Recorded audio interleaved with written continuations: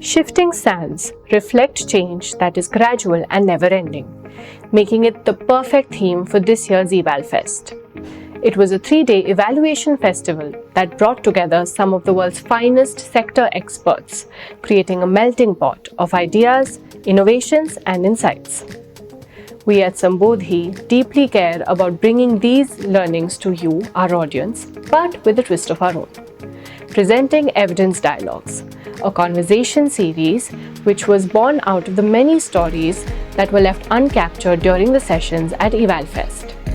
In this series, we have a stellar lineup of sector experts talking about their experiences and the many learnings they've gathered in their journey to bring transformation.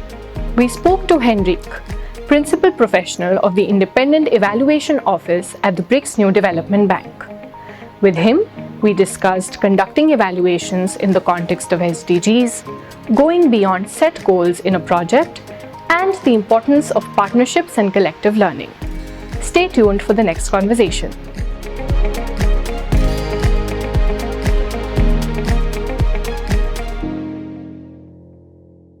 Hi Henrique, thank you so much for joining us. It's a pleasure to have you here. Since the theme is shifting sands of evaluation, I wanted to understand from an evaluation perspective, what does it mean when NDB is working towards achieving SDGs in terms of developing and building partnerships? How does one do that? Thank you very much. Thank you for having me here. It's a pleasure to be here in the EvalFest and in this interview. From the perspective of the Independent Evaluation Office, while we are developing our evaluations, we have to analyze the context where we are doing them or where we are making that evaluation. So while we're conducting the evaluation, especially talking about the SDGs, we try to see what really have been achieved. In the appraisal phase, what was the goals that were expected to be achieved. We actually look for what have been achieved, and we develop our evaluations showing and bringing up the results that we find that are contributing to the goals of SDGs. The partnerships are really important for us. We have to work. We don't have all the knowledge ourselves, so we have to learn from others. We have to learn from our peers, learn from other NDBs. We have to learn from the social sector, we have to learn from the NGOs, we have to learn from even the people on the ground. So we talk to the communities that are on the ground and we listen from them what they have been receiving and what they have, how their lives were before the intervention at the bank and what their lives is after the intervention of the bank. So then we put it in our report and also especially emphasizing the social part and the development part and the social sustainable development goals. Right. What does that process look like in terms of learning as well, right? Because you just mentioned that you try to analyze what the impact was after the intervention. What does the learning process look like? Because it is extremely important for us to understand the impacts that have happened because of these factors. So what's the learning component here? And how do you make sure that that gets disseminated and gets understood? Yes, thank you. We try a lot. Learning is a really important part. We try to put it first. We just don't evaluate. We evaluate to learn something and to the next process and next project and the next intervention. We make sure that it get the best of the practice that were implemented before and also learn from the mistakes and see what didn't work. And that can be done better. So the lessons learned is the key component for the evaluations. And how can we guarantee that and how can we disseminate that? We have a lot of working groups. We have events like EvalFest. It's really important to have this kind of events where you share knowledge, when you share the lessons you have learned, where you share what you have been doing and learn from the others, learn from your peers. And also work together with the bank group, with the bank teams, the operations teams, show them what have been achieved, show what we have found, and then we discuss, we have panels, we have groups, we have discussions with other experts that we try to disseminate and make the evaluation useful. I think it's the most important thing we are trying to do. It's not the purpose of having some fancy evaluations that will not be useful.